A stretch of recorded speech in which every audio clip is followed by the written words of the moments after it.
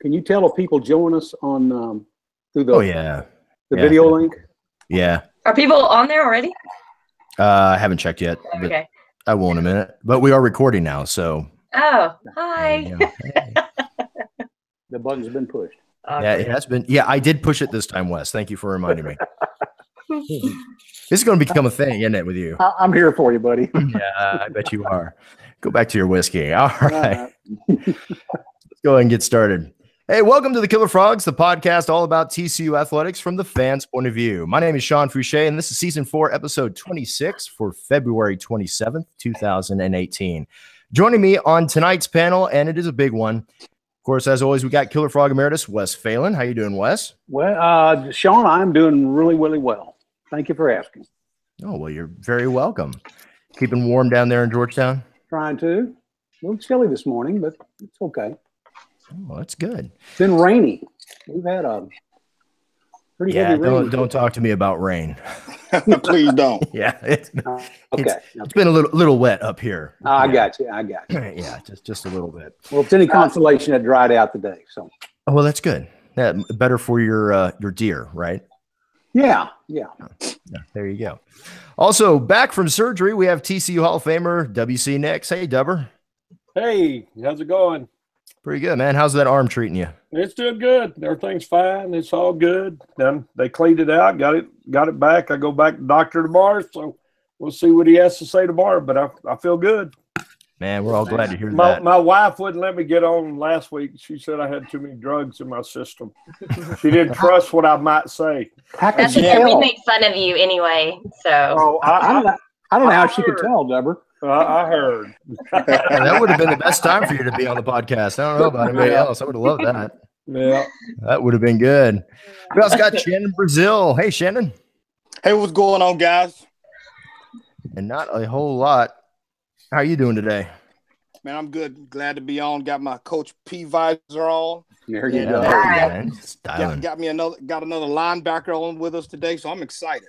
Oh yeah. Don't spoil it yet. Let's see. We got a special guest coming up here. Before we get to him, let's introduce the boss, Ryan Zeller. Hey, Ryan. Hello. Good to be back. Glad to have you back. Thanks. Short intro. Let's hop right into our special guest. How about that? Yeah. As Shannon just said just a minute ago, we do have a special guest, former TCU linebacker, signed as an undrafted free agent with the Seattle Seahawks, moved on with a 5-year contract with the New Orleans Saints. I'd like to welcome to the podcast, David Hawthorne. David, how are you doing today, sir? Yay. Doing good. Thanks for having me on. Thanks to Shannon for reaching out and getting me on. Yeah, well, appreciate you taking time out to talk to us a little bit. We got a few little things going on in the world of frogdom, but we really appreciate you taking time out tonight to join us and talk to us about it. Definitely. Well, before we get started with the major news of the day, let's recap a couple of quick things that did happen that I think all Frog fans are very happy with. Starting with basketball, and Ryan, why don't you run us down what happened with men's basketball? Okay, so I was there in person, and it was amazing. We had a terrific game. The crowd was just as good as it ever is. It's so exciting to see the TCU crowd come out and support the entire year. So I guess we haven't completely clinched an NCAA tournament berth, but it's there. It's right there at our fingertips. So we have one more game tomorrow. Well, actually, we have 2 more games. One more home game tomorrow, Wednesday night, and we'll hopefully win that one. And then we go out to Texas Tech for our final, and then we start the tournament. So exciting times for men's basketball. And it was an exciting weekend, the whole weekend, because once you went to men's basketball, then you went to baseball, and then you came back and went to women's basketball. So perfect weekend. And don't forget sand volleyball. We'll talk about that in a minute too. Yeah, we'll talk about that too. Yeah. So, hey, real quick on the panel, what do you guys think? I know this was a bubble match between Baylor and TCU as far as the NCAA tournament. Do you think we have done enough now as far as this resume is concerned to make it into the tournament? I think they're in. Now. I think, in fact, I still think Baylor's got a real good chance to get in, depending on how they finish off. I think we're going to have quite a few teams from the Big 12 this year. I think I read we could have as many as 7 teams Yeah. And we got 20 wins, and that's been a long time since we've done that in the regular season. And if you look at our record, all of our records really in non-conference, it's just when we got to conference, we beat the crap out of each other. That's what happened. Yeah, very true. It's a difficult conference. I mean, this basketball conference is the best in the nation, bar none. So, but we have a pretty high RPI, don't we? Yep. Yeah. I mean, 20 wins. Even if we don't get in, this has been a successful season. By any measure. Yeah. All right. Well, moving on. Let's also pick up baseball. I know Ryan was at the baseball game this weekend. Ryan, what was the feeling at Lupton? Oh my gosh, it was magical. That Lupton magic. It was there. Oh gosh. Okay, so let me just tell you, this has been torture because the first game was rained out. Then the second game was rained out. So by Saturday, everybody was just really ready to see some baseball, and it did not disappoint. So we had a doubleheader on Saturday and then came back on Sunday and finished out the series. We won the series. We did lose the second game just barely. Silly, but we look good. And we have so many freshmen that are, oh my God, they're so good. So we went to Schlossnagel's radio show. He does them once a month down at Railhead. So everybody needs to come down. We'll put out a reminder on KillerFrogs, but it was really good. He had the second baseman, Cody, and then the shortstop, Adam, and they are so cute. They're roommates. And it's like they can finish each other's words. So they're freshmen. And I can't even imagine what they're going to look like by the end of the season, let alone their junior year. So everybody's seemed to be hitting really well. Landestoy, oh my gosh, I remember the first time we saw Landestoy come out a couple years ago. I think he hit a home run, and it was like his first at bat or one of his first at bats, and it was in the one of the regional or super regionals, and I think it won the game for us. But anyway, I can't remember exactly, but he is hitting like that again, like every time he gets up to bat. So it's very, very exciting to see them all coming together. It's so fun to have them have baseball season back again. Lots of people showed up. So come on out and support. They're going to be out at Lupton Stadium again this weekend for another 3 games. So I got to tell you, Michael Landestoy is one of my favorite players. Me too. A nice kid. And if you remember a couple of years ago when he first showed up, he really struggled that first year at the plate. In fact, I was kidding Flash once. I said, I've never seen Hey, Wes, you're covering your mic again, man. Oh, God. Get the whiskey out. Get the bourbon out of the way. I know, man. Yeah, that fistful of bourbon, I tell you. I've never seen a guy with a bat that slow. And I was telling Schloss once, I said, Jim, how's a guy going to get a hit? Because that first year he didn't. I mean, he got some wood on the ball, but nothing out of the infield, that sort of thing.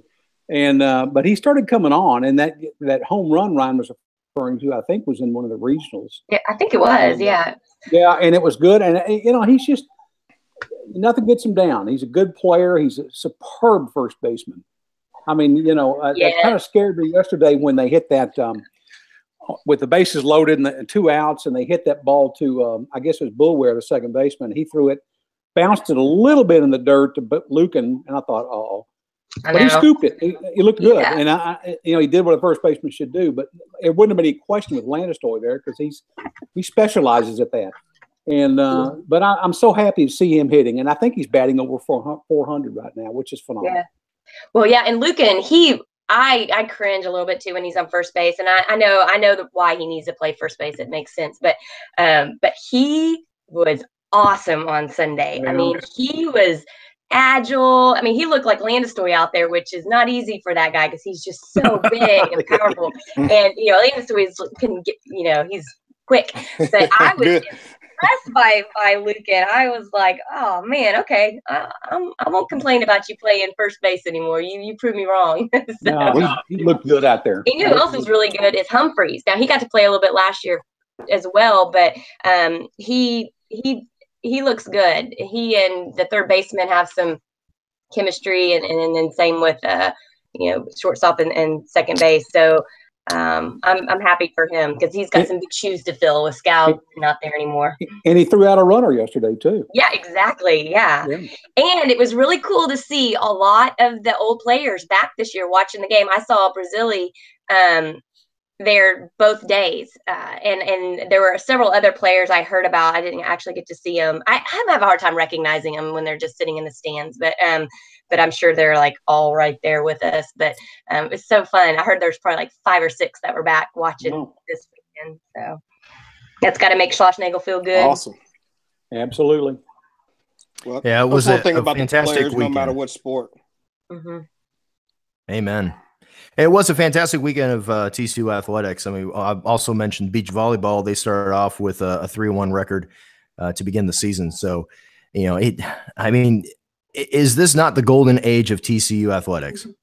Yeah, it is. But something happened. One of our most powerful teams. You talking about the rifle? The rifle. What did anybody know what happened on that thing? No, they had what was it? Was it NCAA sanctions, or were they just we got a slap on the wrist? What was the situation? I don't know. It says they didn't follow some kind of procedure, which I find it hard to believe. It's not her first time, not her first rodeo as a coach, and I have a hard time believing she didn't do something right. Maybe they didn't dot the right I, cross the right T. I don't know, but there was something there that cost them. And I know it's just unusual, very unusual. We'll investigate that and we'll figure out what it is and we'll put it on the board as soon as we figure it out. How about that? There you go. Yeah, it was a kind of an odd footnote to start the week off and hear that something happened with the rifle team, other than the fact that they win, which is pretty much what they always do. Well, here it is. Air Force and TCU each received a public reprimand and fine. Air Force as well. Air Force. And suspension after a misapplication of the standard match format at the 2018 National Collegiate Men's and Women's Rifle Qualifier. That clears it up perfectly. Yeah, exactly. The NCAA reviewed the behavior and issued the penalty. I mean, what did they do? I mean, what did the rifle team do? Yeah, exactly. I think bullet. I'm just curious. So we get sanctioned by the NCAA for whatever it was Wes just said. And what has Baylor gotten so far from the NCAA? Nada. I'm just checking. Just want to make sure. Here's the penalty. Anything. The head coaches are suspended of the institutions are suspended from all official activities at the 2018 NCAA Men's and Women's Rifle Championships, including but not limited to practice, meetings, banquet, competition, and award ceremonies. Also, the head coaches are not allowed to attend the championships as a spectator. I mean, I just can't imagine what they would have done that would warrant something like that. That's just crazy. So they put too much gunpowder in the bullets or what? I mean, what could happen? Right. You're the gun guy. You tell me. In rifle. Well, hell, some of those are air rifles. So I don't know. Right. Was it like Tom Brady? They overinflate the ball or something? I don't know. I guess I don't know the rules enough to, anyway, that's interesting though. Yeah, I don't know. Well, we'll figure it out and we'll let everybody know next week. How about that? I'm outraged. Yeah, I am too. Protest. Protest. I need a shot of bourbon after that. Anyway. Well, speaking of outrage, how about we move on to the main topic of this week? A day after our podcast aired last week, there was an update to the Colby Listenby story. In where he amended his original lawsuit. And if you haven't been following this, you have been hiding under a rock. Colby Listenby, the former wide receiver for the TCU Horned Frogs, filed a lawsuit claiming all sorts of stuff. You can go back a couple weeks when we talked about it, but mainly it stemmed from a situation, and correct me if I'm wrong, guys, but stemmed from a situation where he felt that he was injured and forced to play, or was being forced by the coaching staff to come back sooner than he thought he was able to, and it was a detriment to his health. Since then, we've had Mr. Foltz on to talk about his time at TCU, and we brought David Hawthorne on today because he had a very eloquent defense of the coaching staff and Coach Gary Patterson that he posted on Facebook just a few days after the amended lawsuit by Colby and Listenby. And the amended lawsuit was interesting because he listed 5 other TCU players And I'm not sure, and Shannon, David, correct me if I'm wrong on this. I'm not sure if these 5 players, and the 5 we're talking about are Lonta Hobbs, Ed Wesley, David Johnson, Stanley Mapanga, and Cameron White. Are they active participants now in this lawsuit, or was this just a simple matter of he's just listing stories from these particular 5 players? I think they are just listing stories from the 5 players. Okay. All right. But So I do not think they have joined Listenby in the lawsuit. That's my understanding. So yeah, that's the way I understand it as well. That they're just stories that they're kind of tagging on to make his case stronger. But I tell you what, one of the best stories is posted by David Hawthorne here, our guest. And if you don't mind, I'd like to read it because, David, I got to tell you, it's one of those powerful things I've read to date. And it really states the case of a player and the dedication and, you know, what you're given as an athlete to come to TCU or any college for that matter to play football. And if I may, David, TCU football is a fraternity of men that will walk together forever. No child brought up in the every kid gets a ribbon era will tear that apart. Having the opportunity to receive my master's degree and build one of the best programs in the nation was nothing short of a blessing. Having a coach that prepares his players to be men and thrive in society was an honor. Having a coach that could see the big picture when my vision of life and success was as narrow as my behind when I stepped on campus was a blessing. Having a coach that came into my living room with promises that held true till the day I walked across that stage was an honor. Having a coach that placed as much emphasis on education as he did on football was a blessing. Over 75% of the TCU football players graduate, and trust me, we do not hop off the bus as dedicated students. There is a man behind us that realizes that only 1.7% of all players in the nation make it to the NFL. So why would he play those odds? This lawsuit makes my stomach turn and gets even worse when you see the people behind it were the first people to grab the trophy while celebrating the joys TCU brought to them. God forbid you feel the pressure from the coach that wants you to live up to potential that you can't even see in yourself. God forbid you receive a $300,000 scholarship to play football and someone expects you to actually play. God forbid you play a violent sport for a living and you get hurt. Join the crowd. God forbid a coach from punishing you to attend class and study hall to keep you from falling out and return home as the kid that never was. God forbid you having to put on a hard hat and go earn your keep. But the people today would rather sit on their hands, blowing their whistles, and placing blames for their shortcomings. It is easy to spot a coward when they fall short of the places they felt entitled to. So I save my respect for the man that grinds until he gets the outcome he desires. David, that's pretty powerful. That's pretty powerful. And it needs to be said. Oh, thank you. Thank you. Yeah, it's just it was just one of those things, man. I deleted 1 million posts before I came up with that one. So I had to come back with something, you know, that didn't have as much of my emotions attached to it, because obviously when somebody tries to put a stain on something that's given so many men an opportunity to better themselves and grow into men, it's the first emotion that comes to mind is like anger, you know, and obviously you're obviously very passionate about it, but it's obviously straight from the heart. And that's what carries the most power right there, is that it's from your heart to everybody else's. And it's a strong statement. And it's one of the best I've read. I've heard a lot of guys saying this is BS and this is, you know, pretty much what everybody says, you know, just a money grab. But man, this is from a guy who's got a heart and telling it like it is. And that what you posted really hit me. And I thought, my God, this guy's saying it like it is. It was really powerful. Oh, thank you. Hey, David, you said anger a minute ago when you first heard about this, and how long did that kind of build up in you when you first heard about this lawsuit to where you finally publicly came out on Facebook and said what you said? I think it was close to a week. You know, I had a bunch of pending messages that I just didn't hit send on. And, I just sat back a little bit and thought about it. I actually used some of those coaching classes that we that we took in the NFL. When approaching the media, you should probably take a deep breath first. And I just took a different angle. I took a real angle, because the honest truth is, Coach Patterson and the TCU program hasn't walked into anybody's living room and didn't change their life. Now, whether you want to accept, kind of the law of the land that he lays down, that's up to you. But the opportunity, because for me, there wasn't a long line of people willing to give me a full ride in academics, and that's for sure.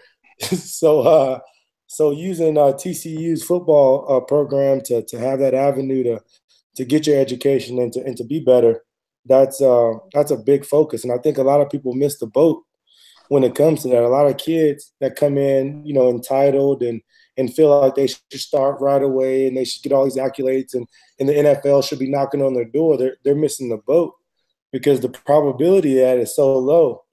And so that's one thing Coach Patterson has never talked about. So if you're a kid that's banking that decision to come to TCU based solely on the 1.7% of people, then you're missing the boat. But and that's something I wanted to kind of illustrate in the story. Like, never once did Coach Patterson tell me he was in my living room in order to give me an opportunity to go to the NFL. So I never looked at it like that. And I think most of the shortcomings in that lawsuit are stemming all about post-football success in the NFL, and if people can take their mind away from that, so you didn't make it, or you didn't get drafted as high as you wanted to get drafted, or you felt like you might have been pressured to play when you're hurt. Well, we all play when we're hurt, There's not a person out there that's lining up on Sunday or lining up on Saturday that doesn't have a pain or something out going on with him. And when I grew up, you had to pry me off the field. So say Coach Patterson never pressures you to go out there and to ramp up your rehab. Say he just lets you lay in the training room all day and feel sorry for yourself and all that, and just completely forgets about you. Then where does your post-career of football land you? Right. You just sleep you sleep really well on a training table. That doesn't get you to the NFL. Well, David, speak a little bit about your personal experience when it comes to injury, because 2004, you hurt your knee, 4 games into the season, and we lost you for the rest of that year. Was anything that Colby has said so far in this lawsuit, has that mirrored anything that you saw at your time at TCU, especially given your knee injury? When so that was my redshirt freshman year. I was finally a starter. It was the 4th game into the season of a bright career, that I was envisioning, and I tear my ACL, MCL, and meniscus, and so I had the unhappy trio. So at that point, obviously, you're like down and out. I finally got a little taste of football, and all of that. But when I came back, I realized that the coaching staff and the medical staff, they had one goal. That was to not let me sit on my butt and feel sorry for myself, because they know as a child that came to TCU, I was passionate about playing football. So why wouldn't they give me every opportunity to get back out there and kind of finish living out my dream? And so I think that's the feeling I got when I got hurt. Like, the training staff, they were making me do things that were uncomfortable. Like my knee was swollen and I couldn't walk and I had to get around on crutches and all that good stuff. But it wasn't for their benefit. It was because I was a kid that had a lot of potential, and they wanted me to make sure that I got back to the field and lived out that potential. So I think it's perspective on how you look at that pressure. Are they pressuring you because they have some money pot that says you need to, like the NFL, like you need to play 85% of the snaps in order to earn your check? Or is it because they want you to get out there and be the best player you can be? Right. That's a great point. And guys, like we all know, I mean, 3 of us have been around locker rooms, and you can take things depending on what kind of mood you're in. If I'm a coach and I come up to you and say, you need to get well soon. We need you on the field. You can take that one or two ways. I'm a starter. I understand how to take that. I'm doing what I can to get back on the field. But if you want to take that and say he pressured me or he rushed me back, and he was simply just trying to say we need you, so get well soon, basically, and get back out there. Well, to me, that sounds about right. But Russian kids, again, we'll talk to several players from several different eras. And one thing is consistent is what David just said, and he said it way better than I said it, but you have to pry us away from the football field. I would play, I don't care if it's 80%, I would lie and say, I'm okay, I can go, coach. You know, the trainers are telling me X, Y, Z, but I can go. You know, I know my body, I know what I can do. And that's what it is in the locker room for 99% of us. And so this angle, I'm not buying it. I won't buy these other 5 people. You know, again, I won't go too far into it, but I know some of their history. I know some of the things they've been to. And I'm glad that, you know, again, Wes, I think they're being mentioned, but as soon as they open their mouth and say something, especially the ones I know a little history on, then I'll speak on it, because then I'll see directly, you know, hey, this is a money play and nothing but a money play, and they need to cut it out because we don't need to be. And what pisses me off is, you know, we hold our, you know, the Frog family in every sport for the most part. We stay the course, we stay focused, and we may have some issues here and there, but not like these other schools. And so to hear us suing, you know, your brother, your father, however you want to look at it, is to me, a Frogs are family. We're family. And when you go suing each other and then you put it out in the atmosphere, that just don't sit well with me either. So now it's 5 more people. It's like, okay, now your hair raised up a little bit more, and you kind of be like, okay, enough's enough. This is bull crap, you know.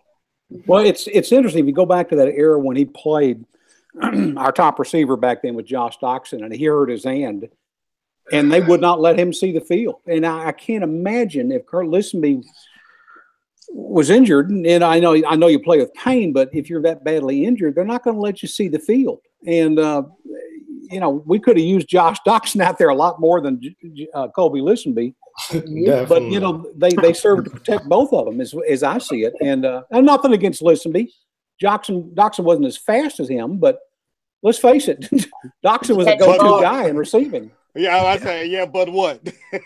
Yeah, well, you know, I don't mean to diminish either of them, but you know, let's face it. I mean, 3rd and 3, who are you going to pass to? Colby Listenby or Listenby or Josh Doxson? You know, I mean, that was just the way it was. That's a guy to go up and get to the ball, and that was what Josh Doxson was good at. And he wanted that ball. I'm not sure Colby Listenby had the same desire. Now, you guys probably spell that out better than I can, but you know, David we talked about it earlier. Go ahead, David, because I'm pretty sure you're about to say the same thing. But go ahead, brother. Yeah. So I you know, in one thing, so I got to the Buffalo Bills, you know, and I'm later in my career. It's my 9th season, and I get the opportunity to talk to Listenby. You know, he's still not playing, still not practicing, still injured, dealing with some hamstring stuff, and I guess still rehabbing from his hip and all of that. And so when I met him, you know, I really didn't meet him while he was playing at TCU, you know, only in passing and stuff. And so, you know, we would practice. I was practicing with the Bills, me and Jerry and all those guys. And we would get out of practice, and he'd be dancing around in the locker room, you know, and guys would be videotaping him dancing. And I kind of pulled him aside, and I was like, hey, man, like, you didn't practice today, you know? And so you really didn't earn the right to joke with the fellas and to be the locker room clown right now. You really need to go focus on getting out there on the football field. That has to be your focus, right? From an old guy on his way out to a young guy just getting in. If a coach comes in the locker room and he sees you dancing as if everything's peachy, he's going to assume you're ready to play. And if you're not ready to play, you need to go to the place, which is the training room, and go get ready to play. And so I think there was just a disconnect, you know, and it was just, you know, maturity and just the blame factor. You know, it's where I'm from, we chop wood, you know, we grind. I'm undrafted, free agent. You know, I got no dance time in the locker room, you know, like it just wasn't my focus. And so I know through being through the NFL all those years, I've seen the ones who come in with their jaw set in the ones that make it, and I've seen the ones who go home with every excuse in the book, you know. And then I've heard the stories of what the excuses they chose to use when they went home and they were sitting on mom's couch. It's coach didn't like me. Coach pressured me to play. Coach, I just didn't fit their system, and they wouldn't let me ball to my potential. And you hear the stories, and it's great, but that's just a loser's mentality, you know? Yeah, because what I understand of the NFL, if they've got money invested in you, they want you to ball to their potential, and they're going to give you every tool necessary to do so. So if you're, you know, and that tool, one of the biggest tools is that paycheck. Exactly. So, you know, and it's not going to get any bigger if you don't use your potential and earn the right to get a bigger paycheck. And there's nothing different. And there's nothing different with TCU. You know, right? That's a really big paycheck, and that paycheck is going to get you more paychecks. So even if you don't walk out as an NFL football star, that paycheck that they invested in you, which in the form of $250,000, $300,000, is an avenue to get you more paychecks. It's not a, hey, come out here and see what you can do and then take it and run with it. It's build a network, you know, get a degree, you know, better yourself as a man. Come out better than what you came in, and don't make excuses, because there's only one excuse as to why you didn't do it. There's a million tutors, you know. There's the academic program is second to none. You know, there's study hall, there's mandatory study hall. There's so many opportunities for you to be great. If you walk out and you're not great, you can't turn to the program or to Coach P or to Sean Worthen and all those guys that are behind you and pushing you to be great. I mean, you can only turn to yourself. Hey, David, if you don't mind me asking real quick, let me take you back to that locker room interaction you had with Listenby while you were with the Bills. You mind if I ask what, if anything, what his response was to you when you told him that? Oh, I mean, he was always on the I'm almost ready. You know, like, I'm almost ready. They're holding me out, but I'm almost ready, you know? And so I told him, I was like, hey man, like, you look ready, you know? And if this was Dancing with the Stars, you'd be beyond ready. hey, I'm almost a millionaire, but you know, my boss doesn't agree with me, you know. So. Yeah. So Listenby was channeling his inner Michael Jackson in the locker room. There you go.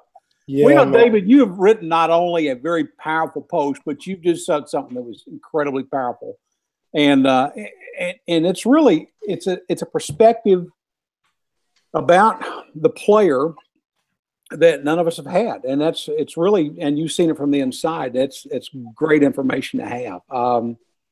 It really helps clarify things. Sometimes you hear enough of this in the media, and you think, oh God, well maybe Patterson did, you know, but I don't think so. I think this is a guy who's, pardon me, Colby, but you didn't seize the opportunities that were given to you, and that's your fault. Because like you guys have said, if you're given all the tools, if you don't use them properly, then it's your fault. It's on you. And everything I've talked to, or former player, everybody said that TCU's got a great medical staff. They don't want you playing hurt, and you know your own body, and you know better. But you know, if you're not taking advantage of the training sessions and getting out there and getting yourself healed up fast enough to get on the field, that's you. You know, Mother Nature has a certain part of that, of course, but you know, if you're not following the prescription that they've laid out for you and training and rehabilitating, then that's on you. And if you're out there dancing around when you've got no right to be doing so, that's you should think about. I had a coach that was very persuasive. He would walk in the training room when I was in the NFL. He'd walk in the training room. He'd look around, wouldn't say too much, and just kind of check and see who was in there. And then he would just scream in the training room, "You can't make the club in the tub," right? No, there you go. And that next day, you saw the 70% hurt turn to 95% healed, and we went out there and pushed through. Because there's no way we go home for just feeling sorry for yourself. And everybody has a different experience, and everybody has a different extent to what they're hurt. And you know, some guys are saying, you know, if I'm a 4-3 guy and I can't run 4.3, then I'm hurt, because I don't want to show people that I'm not 4.3. Some guy, and everybody has their own perspective on like what they're willing to push through. So, I don't discredit his story of pressure or any of that. Whatever reasons he has. You can't really talk about how someone else made you feel as a person.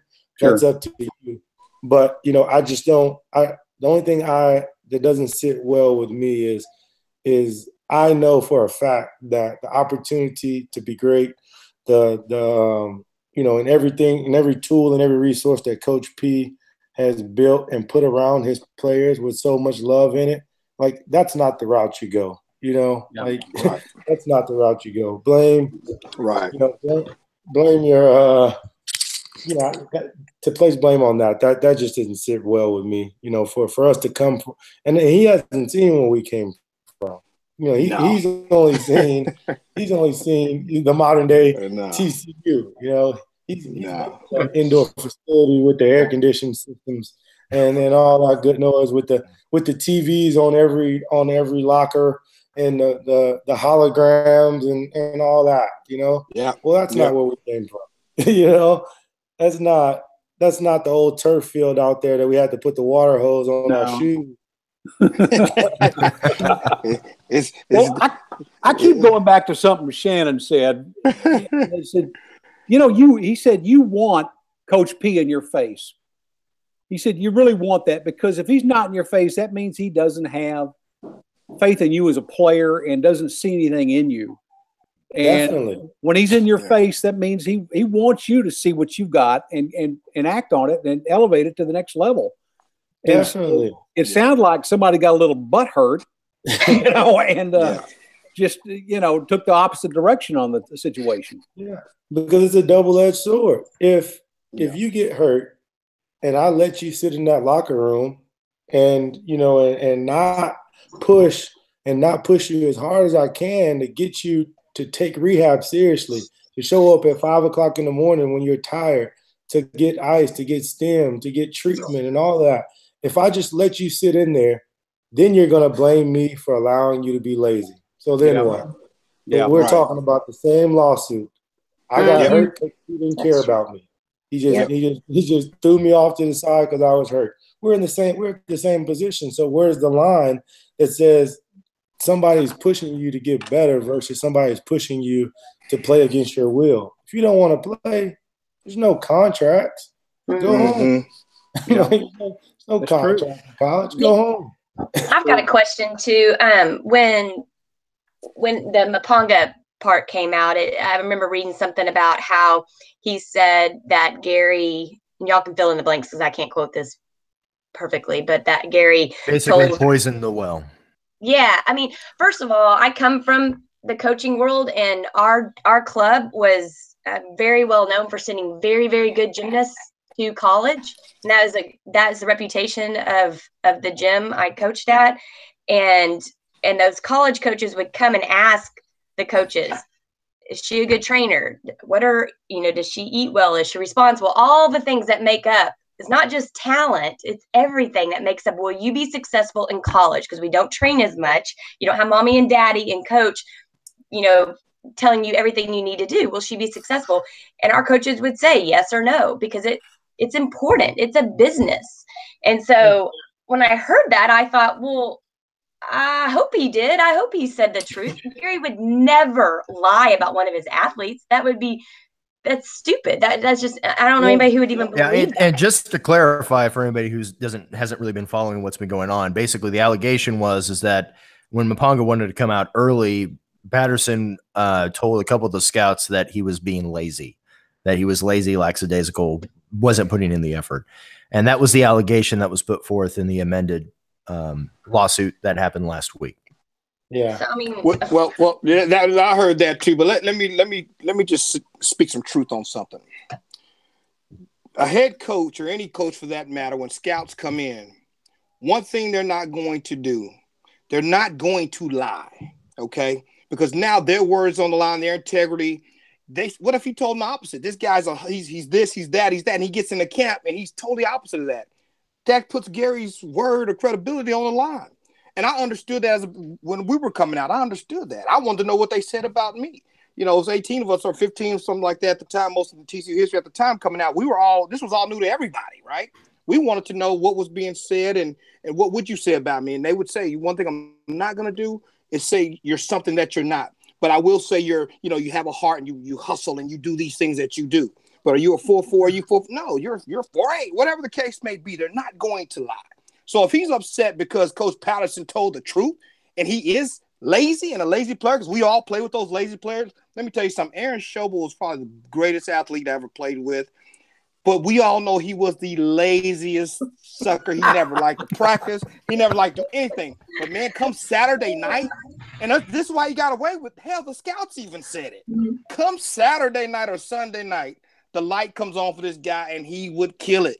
Well, he gets that pass because he earned his keep. You know, he earned his money, he earned our respect on. So it is what it is. You know, but I don't blame Gary for telling the truth because, hey, I'm not lying for nobody either. Yeah. Why do it? Like why would Coach P put his reputation online? And it's not just about Stanley. If he goes out and he tells, 15 scouts, oh, this guy is the hardest worker we've ever had at TCU. He's gonna come in early, he's gonna leave late. That guy gets drafted in the second round. He turns out to be the laziest guy to ever walk the face of the earth, right? What do you think those 15 scouts are going to think about every player that Coach P shines light on? That's exactly right. That's exactly right. It devalues everybody from that point forward all the way down the line. Yes, and those scouts will never take his word again if he lies about him. He has to be honest. And on the flip side, he's never going to intentionally sabotage a kid because A, he just wouldn't do that. And we know that he wouldn't do that. And B, it benefits Gary personally and the school directly, the more players that go into the NFL and are successful. So it just doesn't make sense at all. Yeah. 100%. Good point. Like he doesn't want you to not succeed. Yeah. I mean, as a coach, and I was telling somebody this a long time ago, and they were talking about, how Saban and those guys, they really don't like when their players come out early, but they've built that reputation where players are going to those universities and they're coming out early. And so I asked the guy, he was like, yeah, man, like why would Coach Saban or why would Coach Carroll and those guys, why would they hate on those guys? I was like, I would too. I was like, I want my best All-American Heisman player to stay one more year. Like, are you mad because I want my Heisman player to stay for another season? You can't be mad at that. Right. But at the same time, these coaches are so prestigious and they have so much on the line. It would be crazy to think that they would lie on a player for or against him to tear his name down. Because if you're telling me that a player is terrible and he's just absolutely terrible, but he was the best player in your program, that must say your program's terrible. Yeah. Well, and one of the things you posted on Facebook just summarizes exactly TCU and Coach Gary Patterson's approach to players, and that was 75%. Over 75% of the players graduate. I mean, you don't have a program at a university like TCU that A, is hard to get into to begin with if you're a player, B, hard to stay on the field as a player, and C, to graduate as a player if you don't have a support team behind you with staff and coaches pushing you to be your best every single day. Yeah. Yeah. And that's one of the things I said. We didn't hop off the bus the most studious people you ever saw. We hopped off the bus ready to play football, ready to cut every corner we could possibly cut to just play football and keep that school stuff away from us. But I think through pounding, through stadiums and rolling and bear crawls and stuff as well, we learned to love school. You can only run so much because you skip class. Eventually, you're gonna be like, you know what? I'll go to class for an hour. Because I really don't feel like running for 2. All right. And so and we didn't understand. And I said to a lot of people, I was like, you come in, you're 18 years old, you're the best at something. You're you're the top in something, you know, you're great in something, right? And all you can think about is how entitled you are to something greater. And so when we get off the bus, man, Coach P gives us the first little piece of humble pie. You know, and your humble pie might look different than my humble pie. You know, you might be getting, you know, cussed at in a whole different fashion, but it's all in the same, because we hop off the bus and we don't realize that we're a piece to a puzzle, but we can't see the big picture, you know. And Coach Patterson's seen a million of us all Americans and all that. He's seen us fail, and he's seen what success looks like. So why not listen to a man who's seen every style of man hop off that bus, whether they were a 5-star or a 2-star, and he's seen them become successful. He's seen them be great. And us little bullhead children and hop off that bus already thinking we're great. We don't even know the half of it. And so the people who make it are typically the ones that buy into the system. The people who don't are typically the ones that think they already got it figured out. And so that's something that Coach P will forever be. And that's what I tried to illustrate in the text message. He never promised me anything that he didn't deliver on, you know. And my mom's a warden of a prison system.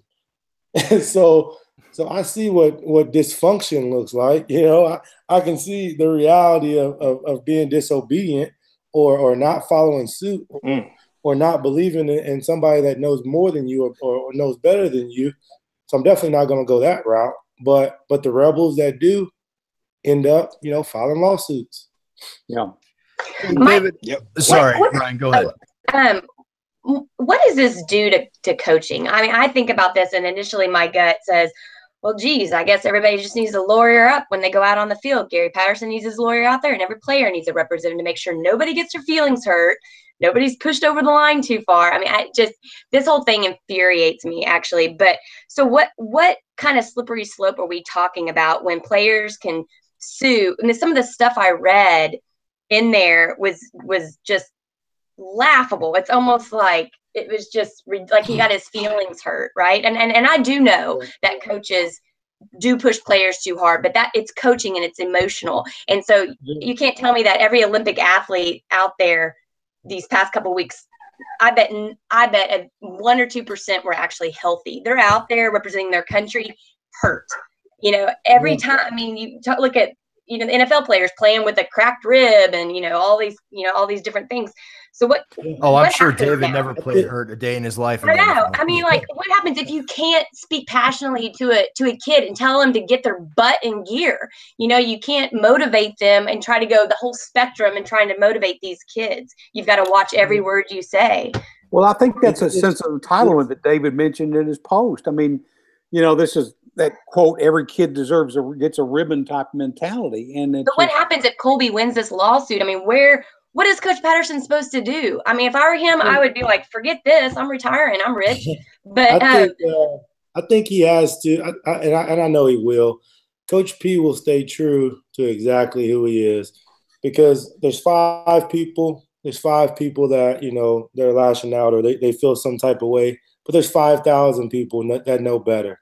And and I think he'll gravitate and he'll lock arms with us, the ones who truly know, and the ones who truly got it, and the ones who truly believe in that fraternity that we created, and the ones that would never do anything to tarnish that or to take anything away from it. I think he'll latch on to that. I mean, this day and time, like, I've seen it evolve. I've seen football evolve. You know, I was old enough to be in the older era, and then I got to, you know, luckily I stayed around a little bit to come into this new era, and it's night and day. When I got in the NFL in 2008, they had full-fledged wedges at the back, and they had people. It was it was a war out there, you know.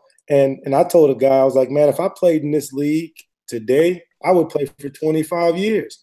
Like, you don't even got to touch anybody. You can practice in shorts. Like, this is awesome, you know.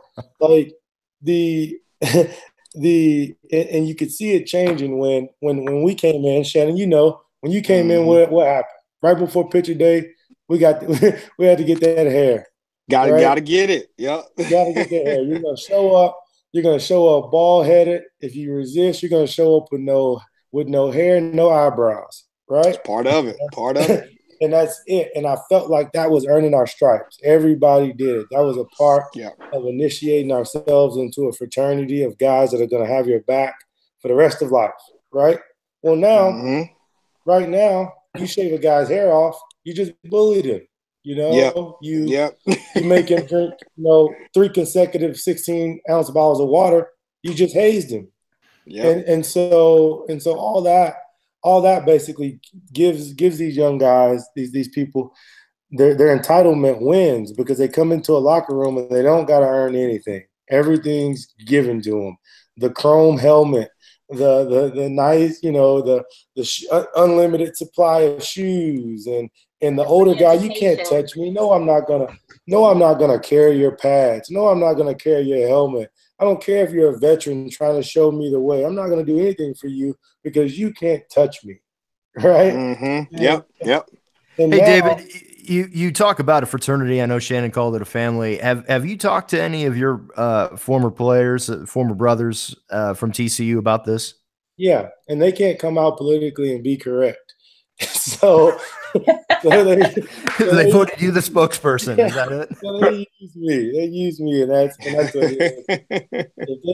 If they had the politically correct tongue, like more of them would come out. But it's just that era, and it's sad because it's a social media driven era. You blow a whistle, you get $1, and that's how people think that you get to the top these days. If I don't make it on my own, if nobody gives it to me, then I'll just blow a whistle and get there. If my coffee's too hot, I'll just sue. That kind of mentality is.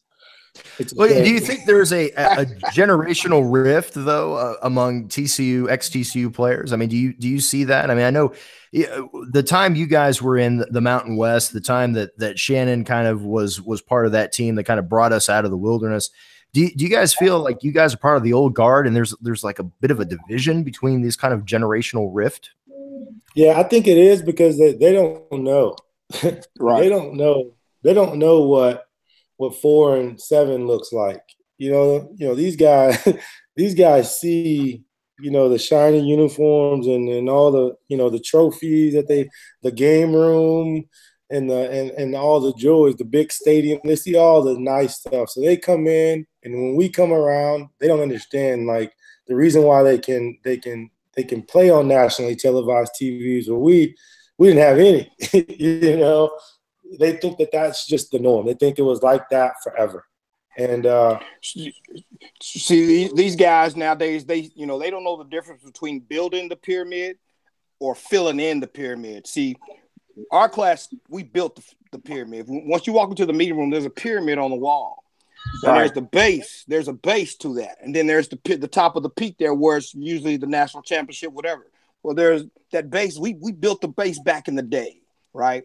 And so they don't know about the walks like they were saying. They don't know about even before he got there, the walks to, at least freaking a mile away during tour days and all the things that we had to go through. They don't understand it. They're spoiled. And so they, for years to come, I've commended the coaches for letting them know about the history. Well, we're at a different level today, a whole new level. And I don't know how much of that history is being shared. These guys coming in, like you said, expect all this Nike stuff, and they got 4 different helmets to our one back in the day, and all this stuff that they have. And it's like, how do you, if you're not earning it, right? If you didn't earn none of that stuff, if you didn't, put enough blood on the field to even you come into that, like a kid born in a well, like you're born in a well. Well, you ain't gonna never have a bad day in your life versus a kid who comes into poverty and earns his way through even his parents just teaching him, put those values in him, and then he goes off and says, "I'm gonna make it for my family and I'm gonna be successful." That's a whole different ball game. And that's the problem nowadays you have with these spoiled brat kids. And I'm sorry, that's what they are to me. Because I now can call myself old school because I understand what it takes to be at the top, but earn it. You know what I mean? Versus being, listen, this guy bragged to me when he went to Oklahoma, he had 4 rings, but he never saw the dang on field. How can you feel proud about that? You never played one snap, but you got 4 rings, and you're showing them to me. Brother, I earned my rings. I got blood on the field.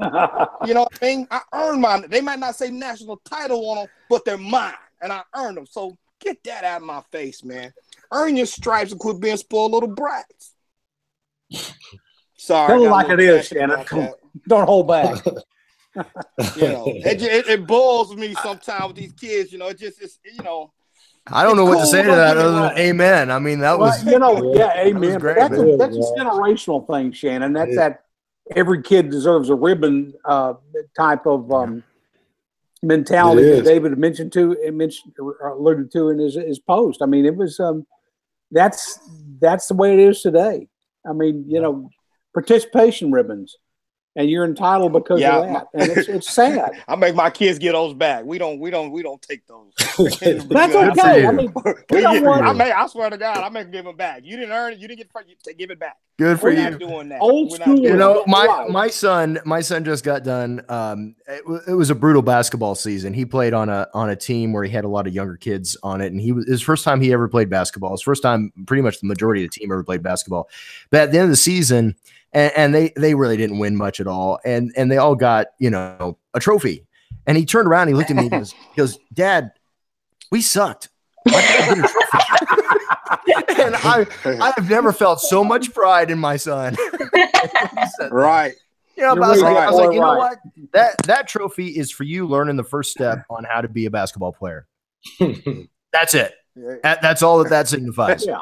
Yeah. Next time, you don't get a trophy if you don't win a game. So that was how it goes. Right.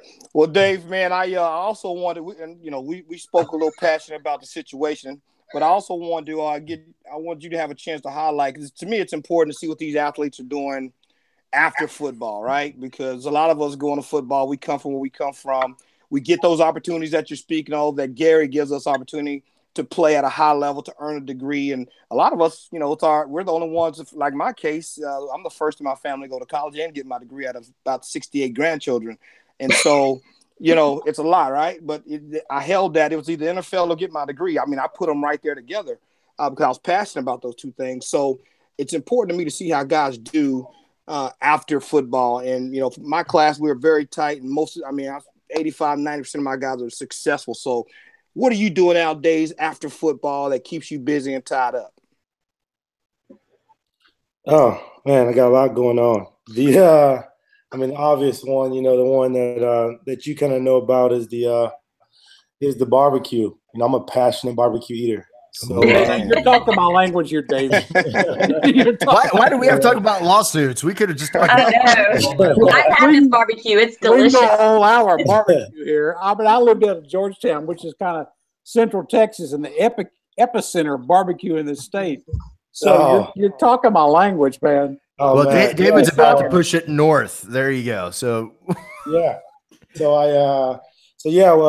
a few years ago when I was in the NFL, man, I found a chef, a Kansas City guy, and he was doing good things, you know, with the barbecue pit, you know, and I always dreamed about owning a barbecue restaurant and kind of operating that while I was in the NFL. So I teamed up with that chef, and we started food truck concepts in the DFW area. So we went down and he started off in Dallas. So he was Dallas based. So I just pretty much made his brand bigger in Dallas. Now we're the, you know, #1 barbecue food truck in the DFW area. And just making that happen. And we were blessed with an opportunity to come to Fort Worth. So they're building a food hall on 7th Street right in front of Capitol Bar and Grill. And some guys came to me and they asked me, it was like, you know, I know you've been trying to get back to Fort Worth. And I was really tired of, you know, the whole Dallas movement. I was like, you know, I got no ties out there. I'm feeding all these SMU kids every day. I was like, I really got to find a way to get back to TCU. So I went to TCU. You know, I do a bunch of their events, and I'm a vendor up at TCU. I do the alumni events and all that. But getting that restaurant, you know, right there in the heart of Frog Country was big, you know, and definitely a dream come true that I had that opportunity to get down there. Well, that's tremendous. You know, if you know barbecue, you know that's how Pecan Lodge over in Dallas started. Yeah. And they've been one of the top 50, and according to the Texas Monthly standard, for the past 2 or 3 years, if not longer. Yeah, but they're in And, Dallas. We just beat them in brisket. Hey, Yeah. there you go. There you go. So hey, David, I got a question from our members real quick. You were talking about barbecue. This just came up. What type of wood would you suggest for smoking ribs or brisket? Oak. Oak. All right. Mm-hmm. Yep. And they also want to know, do you cater tailgates? I do. So I'm doing the so this is crazy. So last year, kind of late in the year, what I did was we had our truck doing the alumni tent. So we were doing the Letterman's tent. We're doing the Letterman's tent out there. We had the truck. Them, did we? No, we have. And can you hear me? Yeah. Gotcha. Yeah. And so what we did was, before that game, which is the homecoming game, it was the game I had the coin toss, I believe. Before that game, we took orders. So you could order, and we would just drive it up to your tailgate 2 hour before your tailgate started. So we had a golf cart, and we just drove around the parking lot TCU and just fulfilled all those orders. Well, this year we're going to do that. We're going to do that kind of ahead of time. That was last minute. Now we're going to actually put a plan together, let people order, and we'll just drop it off at the tailgate, so they don't have to worry about bringing food or any of that. We'll supply the food. I'm so excited about this. That's awesome. Remind us, and we're gonna put that on the KillerFrogs website, because I will definitely take advantage of that, because I hate coordinating food for the tailgate. So, and I know I'm not. Yeah, that'll be great. We'll definitely put that on the website for you. Yeah, That's David, awesome. do you have like a website or how do people contact you for this amazing deal? I have a website. I'll shoot it out to you. It's not just Q. So not just barbecue, notjustq.com. Notjustq.com. All right. Not just Q, just a single letter Q.com. We will put that in the show notes for sure. Yeah. Definitely. Great. I'm pretty serious about my barbecue. What is your specialty there? Brisket. Okay. My favorite. So let me tell you about this brisket. He cut me half a brisket. Please do. Let me, because I'm a big, I get an 88 drum TCU barbecue pit out there. I mean, I love this. That's what I do for my hobby and all this. So he does our banquet this year, which was, they rave about the barbecue, and it was great. So I was too busy, so I didn't eat. So he leaves me half of a brisket, right? And so I'm hiding it from people. I'm taking that home. That's mine, And I get home, and I was tired, long day, and I taste this brisket. And it's too, it's pretty late, and I don't eat that heavy, at night. And so, man, I taste the brisket. I was like, that's good. And I tear off a little piece and a bigger piece. So I've made me a full-fledged big old sandwich before I go to bed. But the kicker is, I ate off that brisket for the rest of the week. Now, but what I did, I went about nachos. So I made brisket nachos one night. Then I had brisket tacos the other night. Then I had breakfast. I had mixed some with omelet. I made some brisket. That Saturday morning, I did omelets. And so I used the brisket until it was gone. That's how good this brisket. I literally ate it every single day. Shannon, I don't remember seeing my invitation to have dinner at your house in my mailbox. Well, you live a little too far, man. You're welcome anytime. Hey, listen, I'll crawl over broken glass or go through hell in a gasoline suit for a good brisket. Or drive through Waco. Yeah, but David, I'll tell you what, let me just give you one word, actually 2 words, pork belly. As Heim showed us in Fort Worth there on Magnolia Street, you can do a lot with pork belly, and I think that's the next frontier in barbecue is pork belly. Just my 2 cents. Just my 2 cents. We do it. We call it pork candy. Oh yeah, there you go. I love you, brother. I love you. Pork candy. We do it. We do pork belly. We do pork belly burnt ends, and we do pork belly tacos. Oh, so David, during game day, so you're running around, you're delivering all of this wonderful, amazing pork candy and brisket from heaven to everybody's tailgate. Is there any way that just the regular fan could just kind of come up and get this barbecue? Well, we can't sell out the truck on campus. Yeah, so I think we're gonna we need to get Donati on that because that's wrong. Yeah. So right before the AD left, we were working on me getting actually in the stadium. Now I'm back to the drawing board with that. Nah, I bet you're not. Nah. We know our guy. Donati. I've been bug him, pester him, get that stuff in there. Definitely. So cool with me. That's my passion. The barbecue is my passion. I also have a credit card processing company called Journey Business Solutions, where we're a group of guys who just are tired of seeing people pay crazy rates to process credit cards as a business. So we sought out to change that. That's my day-to-day job. I'm literally a salesman by day, door to door. I actually went to my hometown. And I'm just like a normal salesman. And so I pop up in this little mom and pop shop, this little boutique shop. And I'm like, hey, is the owner here, this area? Because my hometown gets hit the worst because there's no reps out there. There's nobody looking to help the small business out. So I go there. I'm like, hey, is the owner here? I want to check out your credit card processing rate, give you a great deal that nobody can beat, right? That's my deal. And so she was like, no, she's not here, but you got a card. So I give her my card, and that's a standard Journey Business Solution card, right?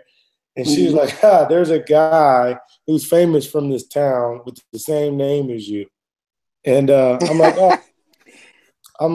sweet, I was like, I bet he's an awesome guy. They're like, yeah. She was like, you should really stop acting like you're him, passing out cards under the impression that you're David Hawthorne.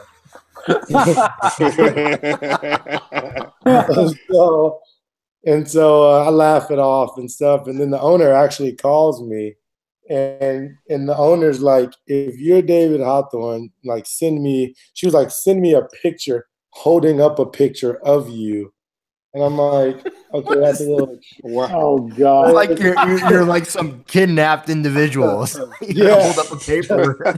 Yeah, send me a picture of you holding up a picture of you. I'm like, all right, you got it, lady. I was like, if this wins your business, take the picture.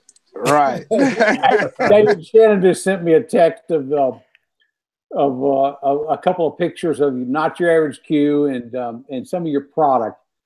I tell you what, you need to send me some down here, and I'll be the official judge of your product. And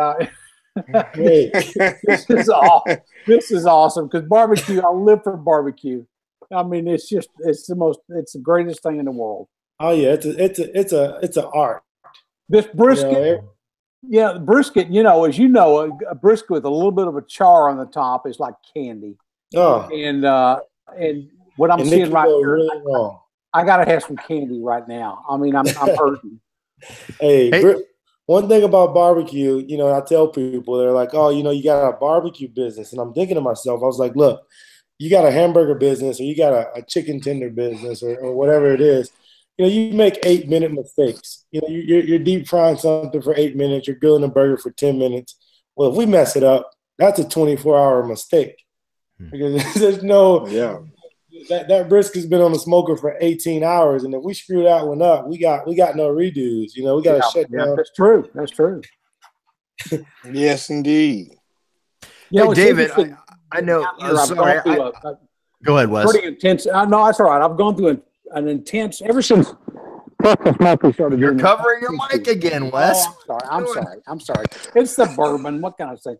Ever since Texas Monthly did the top 50 list, I've gone through that every year, and I really do my best to go to the it's as many as I can, and there are a lot down here, but it's incredible to see the barbecue that's in this area.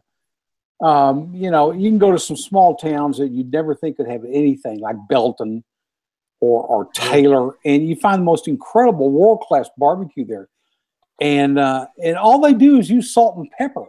That's their rub. There's nothing fancy there. It's salt and pepper. That's it. Temperatures, time. Low and slow. I mean, that's it. And low and slow. I'm telling you.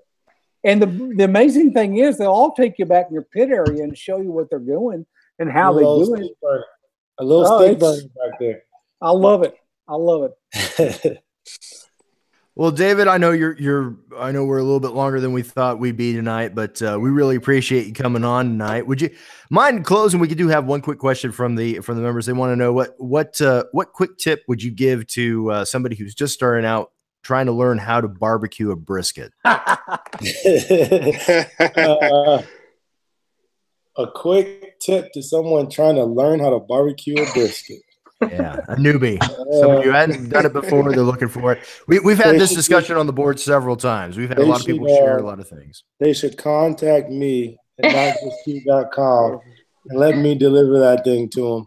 No, do that. Right. There you go. No. There's a salesman. No, I think it's a quick tip would be, pack a lunch, pack some beer. Because it's going to be a long ride. This man knows what he's talking about. I love it. Well, David, listen, if you got a loyal customer here, I'm a customer, pal. I'll be there. Definitely. Well, David, I appreciate you, and we all appreciate you coming on tonight and talking with us, and Thanks, we appreciate buddy. your insights. Man, we appreciate all you did for TCU football because, just like with Shannon, you guys were there. You're in the trenches, and you guys did an amazing job elevating not just the football program, but the school en masse to the nation, and you are to be commended for that. Not only that, but you represented the Frogs in the NFL very well. We are forever in debt to guys like you for everything that you have done for TCU. Oh, thank you. Thank you for the love. Man, please come anytime. back and join us anytime. And bring some barbecue. Yeah. We're going to promote you, man. We're going to definitely promote Not Just Q. You're going to be the Not Just frog Q. chef. You got it, buddy. All right. Well, y'all have a good night. And thanks for having me on. Thank you. David. Thank you. And with that, we have come to the end of the podcast. I want to thank everybody who is listening to us. We are available on iTunes, Google Play, and Stitcher, pretty much anywhere you can find us on podcast.